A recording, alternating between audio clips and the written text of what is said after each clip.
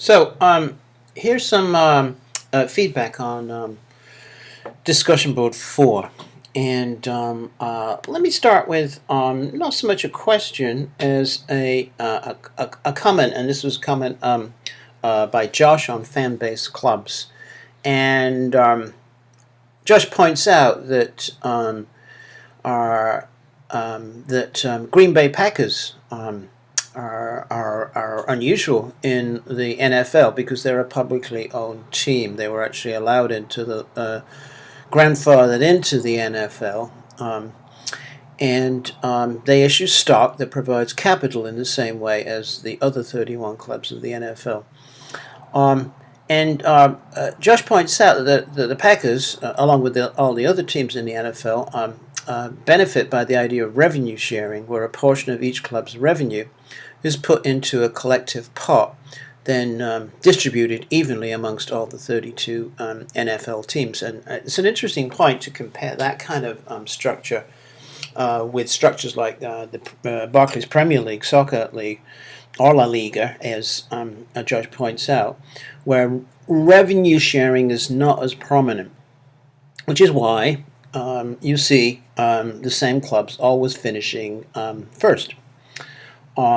And Josh points out that the only way a publicly owned team would be able to succeed is if their fan base was large enough and wealthy enough from the get-go to provide a substantial initial capital to compete and buy players. And I think that's a pretty reasonable comment, which points out this very interesting difference between the way sports are organized in the U.S. and the way sports are organized in Europe.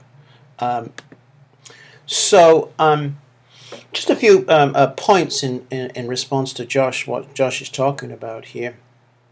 It should be noted that actually fan-owned clubs are banned by the NFL, so Green Bay Packers is a kind of an anomaly. I mean, they were just allowed in because they already existed, but the chances of another one being created are impossible by the look of it, according to the present rules. Of course, one of the big differences between the way European and North American sports are organized is the notion of promotion and relegation. And so, which you don't have, of course, in American sports. So a particular franchise, a team, can go on year after year with a guaranteed income, and as Josh pointed out, they have revenue sharing, and of course they have the notion of the draft pick, right? Which to a lot of Europeans is kind of like medieval in terms of its kind of type of socialism, or like a guild. On the other side of the coin, you could argue that because you have promotion and relegation, then that is a way of sharing finance to other clubs in lower divisions. Because once you make it to the Premiership, for example, I think the latest figure that was mentioned was it's worth about 120 million pounds. What's that? About 200 million dollars to that newly promoted club. It's interesting to note that other countries, there's more of a tradition of fan-owned clubs. Argentina, every football club is owned by its fans, and in Germany, there's lots of fan-owned clubs because it's not allowed for a club to be owned by a single person or company. Okay, so that's why, for example, Bayern Munich, it can be called a fan-owned club because it has thousands and thousands of members. Similarly, Barcelona and Madrid also have hundreds of thousands of members, and the president is elected by the fan base, and so no one can actually buy that. The Glazers or Sheikh Mansour could not go in and buy Barcelona because it's fan owned. Anyway, interesting points about the structure of ownership and how, for example, Major League Soccer has followed the organizational structure of the NFL and the more established sports in North America. Josh goes on to make a comment and then ask a question. So his comment was, I was very surprised with how influential language and religion are when fans are deciding which teams to cheer for. I figured location, nationality, and family would take the cake. And so, question based on that comment, the study conducted by Duker and Holligan, why do you think language and religion are so influential when fans are choosing teams? I think you have to go back to what you mentioned there originally in terms of family. It really is family that is the most important influence on, for example, if you grow up in Glasgow, on whether you're going to support Rangers or Celtic. It's not that families are distinguished by their religious beliefs, because most of the people in Glasgow do not go to church, and probably they do not have any specific beliefs. But what they do share is a certain culture which is originated from their past more active membership of a particular church. What I'm trying to say is very brilliantly illustrated by the extract from Philip Roth, which I think you can find in the one of the readings for Unit 4, is that it's not, and he was talking about what defined this culture, this particular Jewish community. It wasn't their adherence so much to Judaism and its beliefs, but their adherence to a set of common values, common activities. So if you grow up in Glasgow, you'll grow up either in a family which has a Catholic Irish tradition, or you'll grow up in a family which has a Scottish Protestant tradition. And now, what I'm saying is that it's not that they are practicing Catholics, practicing Protestants, and it's not that they're waving flags in support of Ireland or in support of Scotland, but that is the common activity, common set of beliefs. And so that situates you in terms of which team you're going to cheer for. And of course, once you've made that choice, then all that trappings of all those references to religious divisions and political divisions goes with it. And that was the conclusion of Duker and Holligan's study, was that it wasn't religion. It was just the fact you're born into a family and a set of behaviors, you inherit them. And so, fans are shouting political statements and religious statements and things, but they actually don't know what it means in many ways. It's just a means of identifying who they are as opposed to the others. Zach asked about the Gullah language. It was stated that it was more common for men to retain the language because they are physical laborers, and for women to speak more English because they left the area to become teachers. Is it common that men more commonly the gender to retain a native language, or does it differ with each language culture? Yanlin responded to that, and of course she talked about many examples where it's the men who speak other languages, and it's the women who stay at home who maintain the original language. There's a lot of studies of this, and of course it varies from situation to situation. And it's all about access to power, power in terms of economic power or political power. Here's just a few studies. So this is a study by Gall about a Hungarian-speaking village in Austria. So this is a Hungarian community in Austria, and obviously the larger community speaks German. So the idea is that women were more likely the ones to go out and seek work because the men were working back at home, very similar to the Gullah situation, right? And so they are the ones who would more likely learn German and use German in their daily conversations. Similarly, and in this sense, this is a study of a village in northern Spain by Holmquist, and what he picks out is, of course, is some local pronunciation. You can see the excuse my Spanish pronunciation, but el trabajo del campo, if I can say that right, is standard Spanish. My pronunciation is terrible, but you can see that the O sound there changes to an U sound in the local dialect. So that was the means by which they judged who was using the more local dialect and who was using more standard Spanish.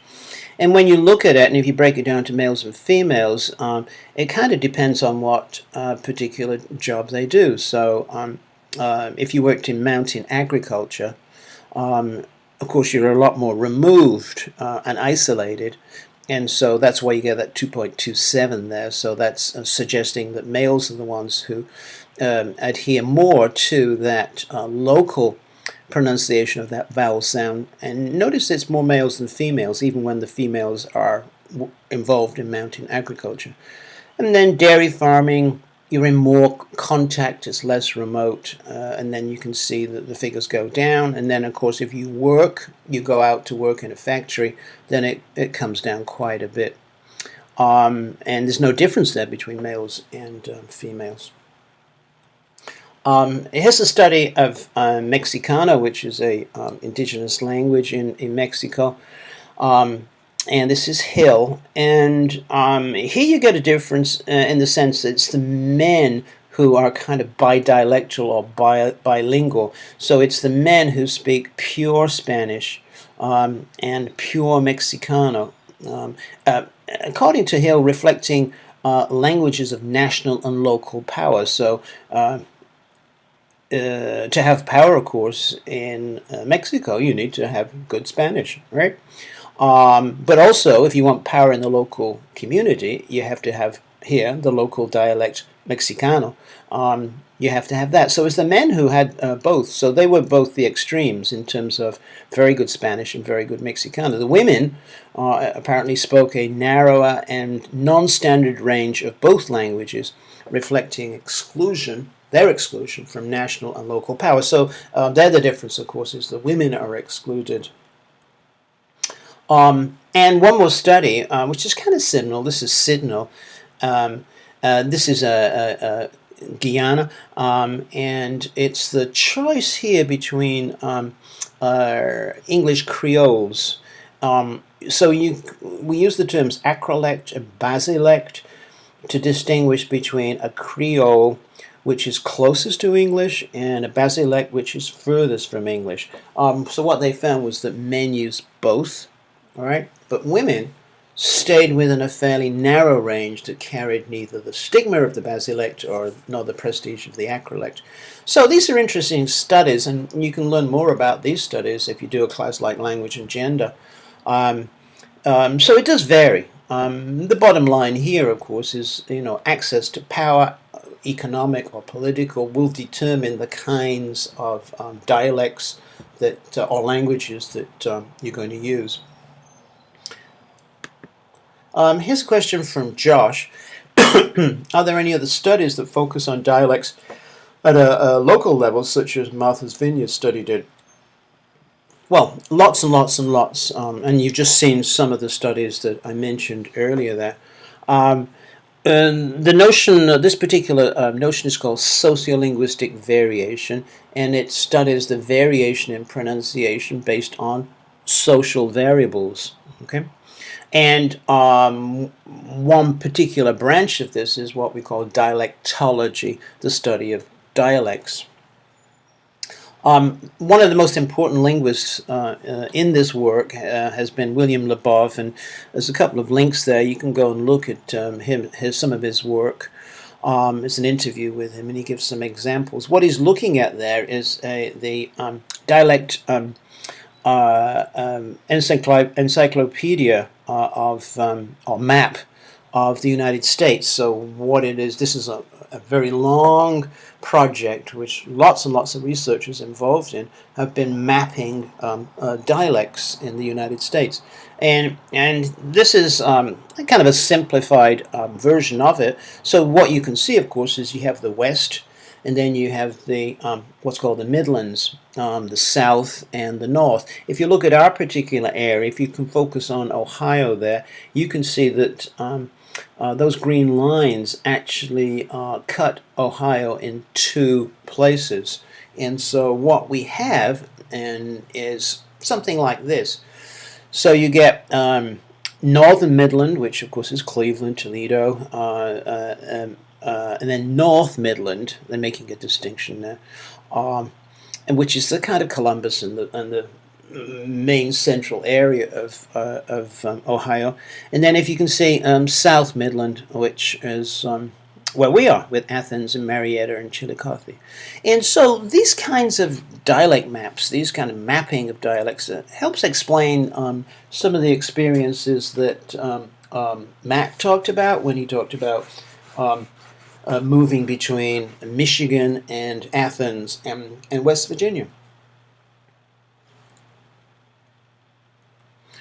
And one other thing, and it's a very interesting thing. You can have you can go to that link at the bottom, and it's the Harvard Dialect Survey, and you can join in and provide your own data. What they do is you ask you lots and lots of questions about which words you would use and how you would pronounce something. So here's one for mayonnaise, and so do you pronounce it with two syllables, mayonnaise? Or with three syllables, mayonnaise. And then you can see the distribution there in the mapping. As you can see, the first one with two syllables tends to be more often in the south, and then the one with the blue, the three syllables, tends to be a little bit more often in the north, although it's kind of pretty mixed. Okay.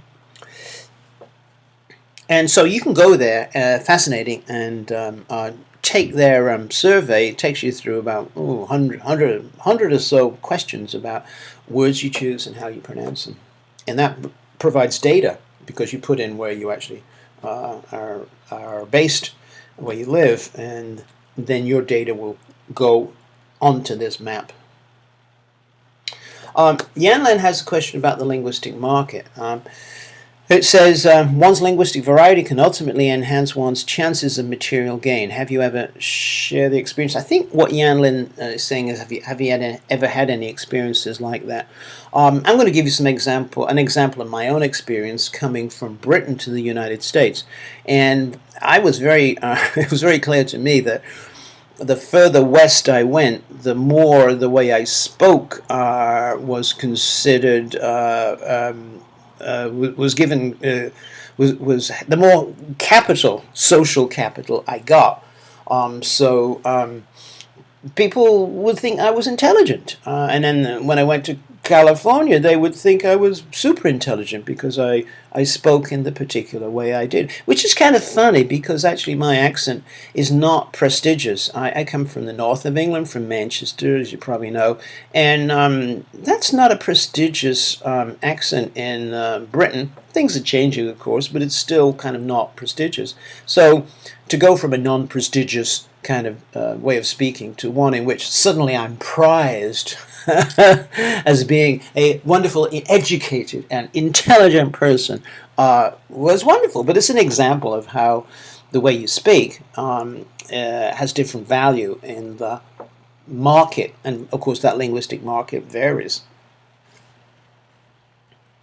Here's a question from Kaylee, and before I read this, let me mention that Kaylee gave a great response in terms of talking about studies of sociolinguistic variation, because she's taken the Language in America class where she studied a lot of those particular examples of studies of dialects, and especially that one she mentioned, the Gola language that she studied in that class, and that's a fun class to take because it's a real tour of the United States and all the different particular accents and ways of speaking. And so Kaylee asks, what are some examples of an area where a language has died, is no longer the majority language in use, but the culture connected to that language lives on? One example that I can think of is the French influence in Louisiana. French isn't the common language, but aspects of French culture are still alive today. Yeah, that's a great example. I think all a lot of the other examples are all the Native American languages, many of which are dying away, which are the culture of those particular groups is still being maintained, even though the native speakers are dying fast, and with the native speakers dying fast, the actual original language is dying fast.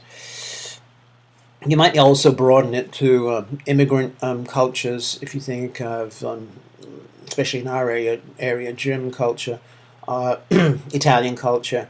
Um, uh, Unfortunately, the third generations tended, second generations were told, to lose the language, to learn English, and be embarrassed by the first language, which is a terrible loss of linguistic skill and linguistic culture. And so you have Italian families, you have German families who have traditions like cooking, recipes, which carry along the culture, but they don't have the language. It has to be said, though, that the language is very a powerful carrier of the culture. It tells you about different ways of viewing the world, different knowledge that has been collected and passed on for thousands of years, and so losing that language is a really big blow against the transmission of culture. That it remains, and it can remain, of course, is dependent on lots and lots of things, but it's not the same as having those native speakers. Okay, thank you, and uh, great comments, and I look forward to reading your comments and questions on the next discussion board.